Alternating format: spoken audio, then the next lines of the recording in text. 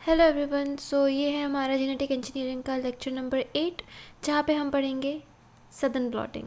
Basically अब start हो रहा है हमारा techniques of recombinant DNA technology, जहाँ पे हम डिफरेंट टेक्निक्स पढ़ेंगे, जैसे कि ब्लॉटिंग टेक्निक्स, जिसमें से एक है नदर्न ब्लॉटिंग, और अदर ब्लॉटिंग टेक्निक्स है जिसमें नदर्न ब्लॉटिंग, वेस्टर्न ब्लॉटिंग आता है। इसके अलावा टेक्निक्स में आते हैं सीक्वेंसिंग, जैसे Maxam Gilbert sequencing, Sanger sequencing, और फिर पीसीआर है, और पीसीआर के टाइप्स है, जैसे आरटी-पीसीआर, जिसमें क्वांटिटेटिव वाला भी और रिवर्स ट्रांसक्रिप्शन वाला भी, इलेक्ट्रोफोरेसिस, एसडीएस पेज, ये सब पढ़ेंगे। ठीक है, और आरएफएलपी, आरएपीडी उसके बाद फिर हम लोग स्टार्ट करेंगे, और हाइब्रिडोमा टेक्नोलॉजी भी स्टार्ट करेंगे इसके बाद। ठीक है, सो अभी है हमारा सदर्न ब्लॉटिंग। सो आज हम पढ़ेंगे सदर्न ब्लॉटिंग के बारे में। ठीक है,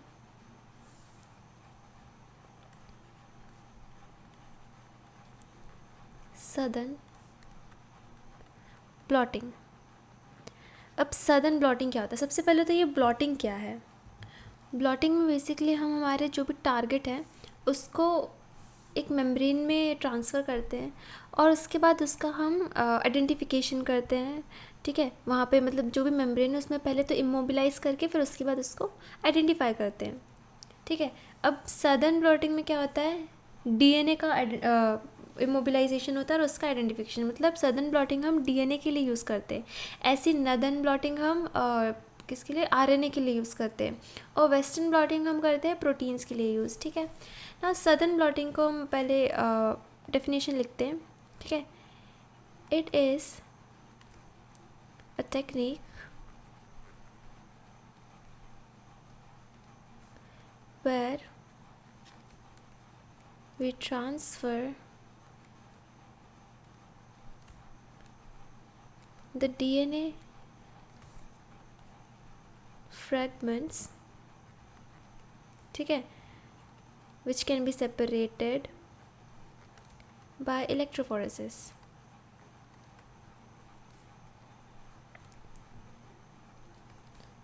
onto a membrane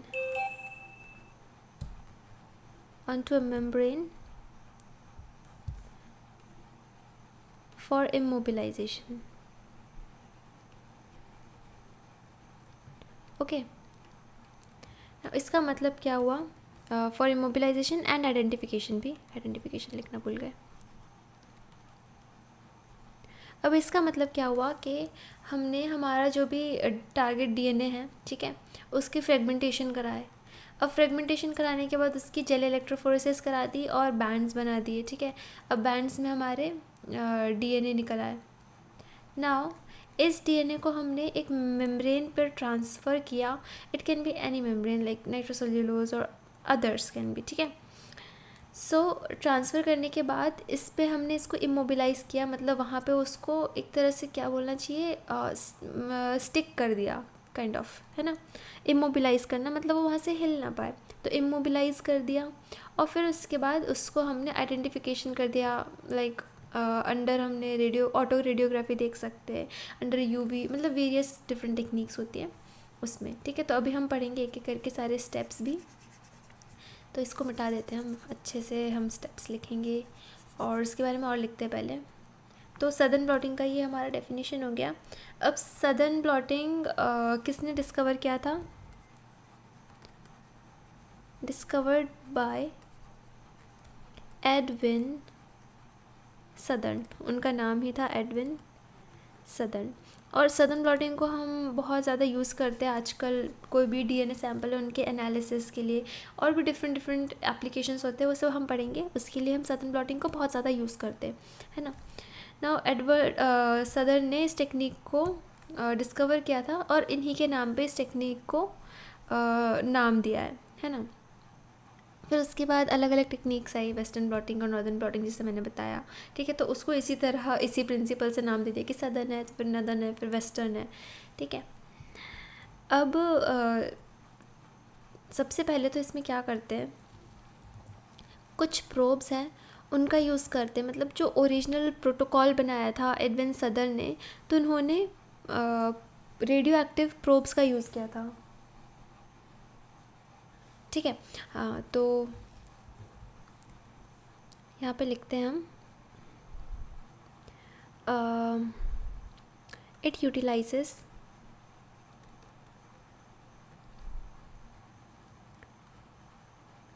radioactive probes. Okay, लेकिन with the advancements in technology और researches और भी दूसरे मेथड्स यूज़ होते हैं उसको आइडेंटिफाई करने के डीएनए को. तो एक तो रेडियो एक्टिव प्रोब है जो कि ओरिजिनल प्रोटोकॉल में है, और बाकी जो है उसमें दूसरे भी आते हैं. यहाँ पे लिख देती हूँ मैं. फ्लोरोसेंस, यहाँ पे ऐसे लिख देती हूँ, फ्लोरेसेंस एंड एक और क्या था, केमी ल्यूमिनेसेंस. ठीक है, मतलब फ्लोरेसेंस और केमी ल्यूमिनेसेंस भी यूज़ होता है जो भी हमारा डीएनए उसको आइडेंटिफाई करने के लिए, उसको विजुअलाइज करने के लिए. ठीक है, और सदर्न ब्लॉटिंग को ना और भी बहुत मॉडिफाई किया गया है और उसको बेटर किया गया, अच्छा किया गया है ना. उसको बहुत ज़्यादा एफिशिएंट भी कर दिया गया है विद एज टाइम पास्ड, है ना. नाउ प्रिंसिपल देखते हैं हम इसका, किस कलर से लिखे हम, ऑरेंज या पिंक, ये क्या है, रेनबो. हो ओके, इससे लिखते हैं. सो प्रिंसिपल ये दिख रहा है कि नहीं, अजीब सा दिख रहा है, मुझे नहीं पसंद आ रहा ये, इसको मिटा देते हैं हम. इसकी जगह हम येलो सी लिख लेते हैं. ठीक है, प्रिंसिपल. अब सदर्न ब्लॉटिंग का प्रिंसिपल क्या होता है. It's based on the principle, white colour.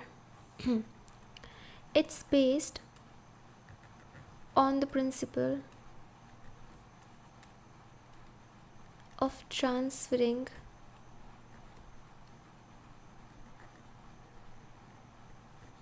ठीक है, of transferring the biomolecules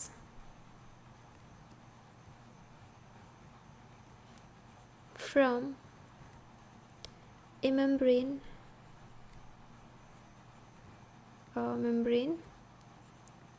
to another for detection and identification. ठीक है, इसका मतलब क्या है कि एक मेम्ब्रेन से दूसरे मेम्ब्रेन में, जैसे जेल मेम्ब्रेन है, उसके बाद नाइट्रोसेल्यूलोज मेम्ब्रेन में उसको ट्रांसफ़र कर दिया, इमोबिलाइज कर दिया, फिर उसका डिटेक्शन और आइडेंटिफिकेशन किया.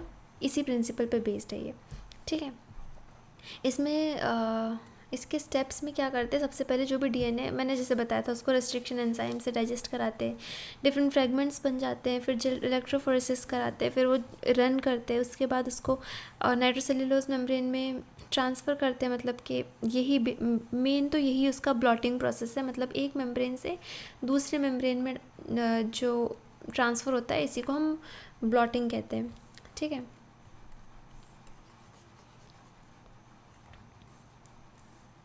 तो इसके सारे ना स्टेप्स हम अच्छे से लिखते हैं एक एक करके.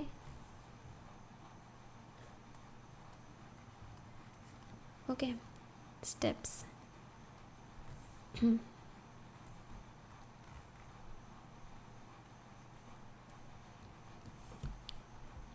सो सबसे फर्स्ट स्टेप उसका ये होता है कि हम रेस्ट्रिक्शन डाइजेशन करा रहे हैं. इसके पहले भी मतलब कुछ बफर्स वगैरह बनाने होते हैं, तो वो तो प्रोटोकॉल में होते ही है.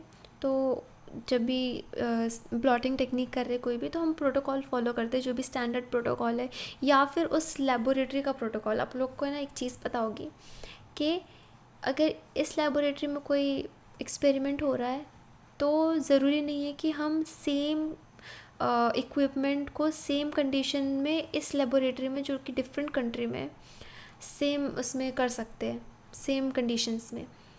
क्यों, ऐसा क्यों? क्योंकि एक्सपेरिमेंट तो सेम हो रहा है, लेकिन ऐसा क्यों? ऐसा इसलिए क्योंकि हो सकता है इस कंट्री का जो वेदर है या क्लाइमेट है या फिर कंडीशंस है वो इस लेबोरेटरी से डिफरेंट है। इसलिए हमेशा जब भी हम कोई भी एक्सपेरिमेंट करते हैं तो सबसे पहले हर चीज़ को स्टैंडर्डाइज करते हैं, है ना। जो भी हमारा इक्विपमेंट है उसको भी पहले हम उस प्रोटोकॉल के हिसाब से निर्धारित करते हैं कि इसमें क्या होना चाहिए, क्या ये एग्जैक्ट सेम हो सकता है या फिर कुछ डिफरेंट होना चाहिए, थोड़े वेरिएशन होना चाहिए, ठीक है ना। सबसे फर्स्ट स्टेप जो है उसमें ये है कि हम सबसे पहले उसका रेस्ट्रिक्शन डाइजेशन कराएंगे। किसका? हमारे जो भी डीएनए सेगमेंट है, टारगेट डीएनए, उसका। ओके, इसका रेस्ट्रिक्शन डाइजेशन कराया।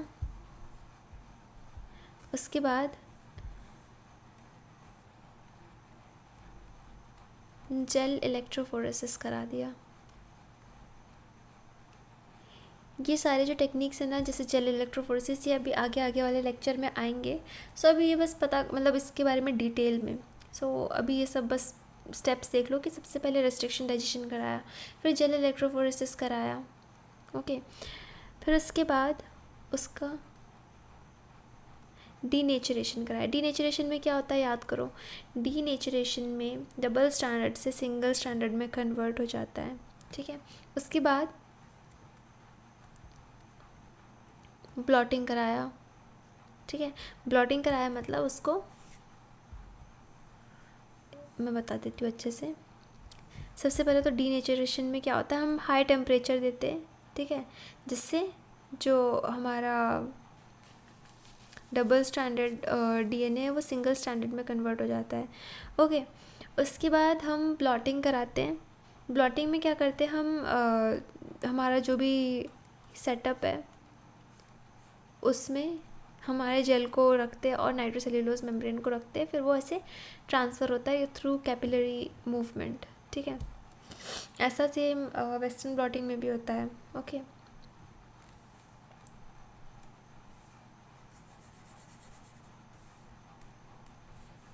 नाउ हमारा जो फिफ्थ स्टेप है उसके वो होता है इमोबिलाइजेशन। इमोबिलाइजेशन में हम क्या करते हैं, हम जो हमारा नाइट्रोसेल्यूलोज मेम्ब्रेन में हमारा जो डीएनए आ चुका है उसको हम मतलब रेगुलर ओवन में भी डाल सकते हैं, है ना। उससे क्या होता है, वो जो हमारा डीएनए है वो मेम्ब्रेन पे स्टिक हो जाता है, इमोबिलाइज हो जाता है। और भी टेक्निक्स होती है अलग अलग, जैसे यूवी लाइट का एक्सपोजर, है ना, यूवी रेडिएशन का, ठीक है। तो वो बेस्ड होता है अलग अलग टेक्निक्स पे, अलग अलग जो भी स्टेप्स है उन पर, है ना, अलग अलग प्रोटोकॉल्स पर। उसके बाद हाइब्रिडाइजेशन। रेडियो एक्टिव जो प्रोब्स होते हैं उनका यूज़ होता है और वो जाके अटैच होते हैं अपने कॉम्प्लीमेंट्री सीक्वेंस पे। हाइब्रिडाइजेशन, ठीक है, जो भी प्रोब है वो जाके हाइब्रिडाइज होते हैं। उसके बाद नेक्स्ट स्टेप होता है हमारा फाइनल डिटेक्शन। फाइनली डिटेक्शन में हम क्या करते हैं, जो भी हमारा हाइब्रिडाइज रीजन है मेम्ब्रेन के ऊपर उसको ऑटो रेडियोग्राफी से डिटेक्ट करते हैं, है ना। उसके फिर जो भी इमेजेस ले सकते हैं और उसको फिर बाद में स्टडी के लिए यूज़ कर सकते हैं, है ना। अब जो सदर्न ब्लॉटिंग है ना उसका जैसे ऐसा होता है, ये है ट्रे। ओके, ट्रे के ऊपर होता है एक स्पंज, मतलब पहले तो यहाँ पे बफर भरा रहता है ना, जैसे ये है बफर, ट्रे में भरा रहता है बफर। ओके, अब इसके ऊपर होता है स्पंज, थोड़ा बड़ा कर लेती हूँ मैं।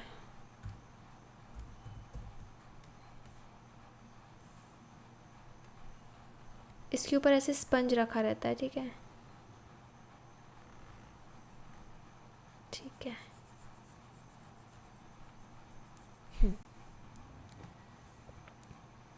नेक्स्ट, इस स्पंज के ऊपर रखा रहता है हमारा जो जेल है।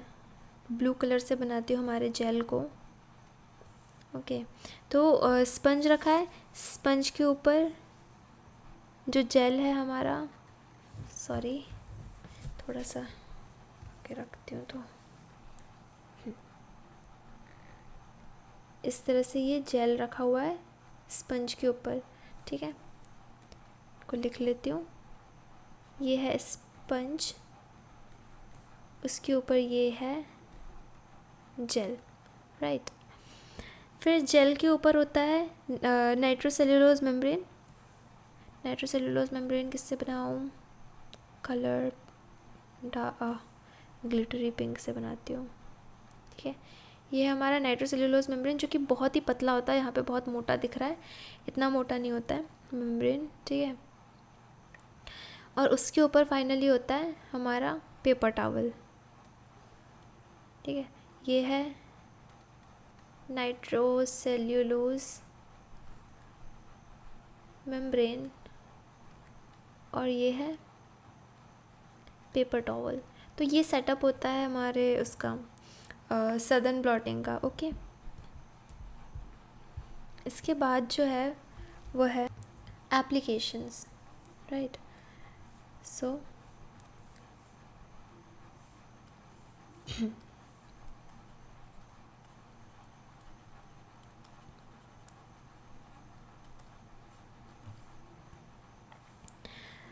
एप्लीकेशंस में सबसे पहला तो है उसको हम स्टडी में यूज़ करते हैं सॉरी, कोई भी हमारी डायग्नोस्टिक स्टडीज़ है,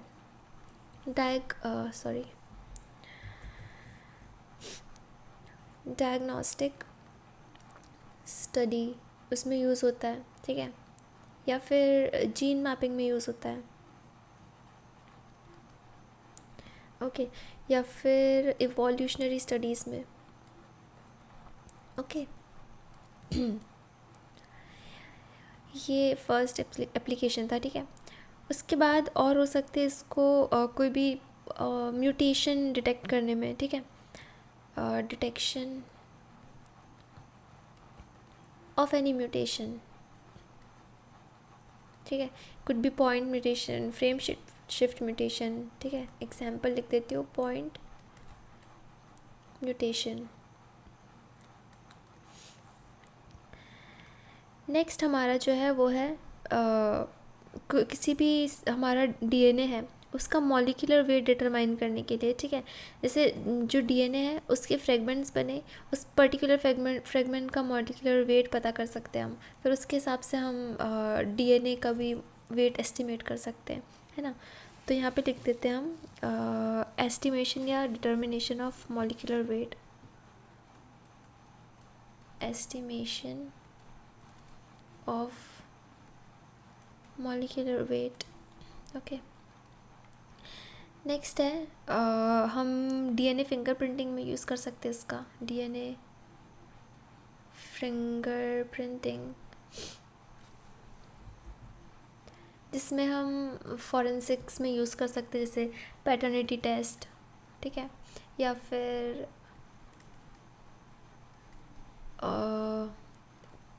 आइडेंटिफिकेशन ऑफ एनी क्रिमिनल, तो क्रिमिनल इन्वेस्टिगेशन, ठीक है, दिस इज़ ओके।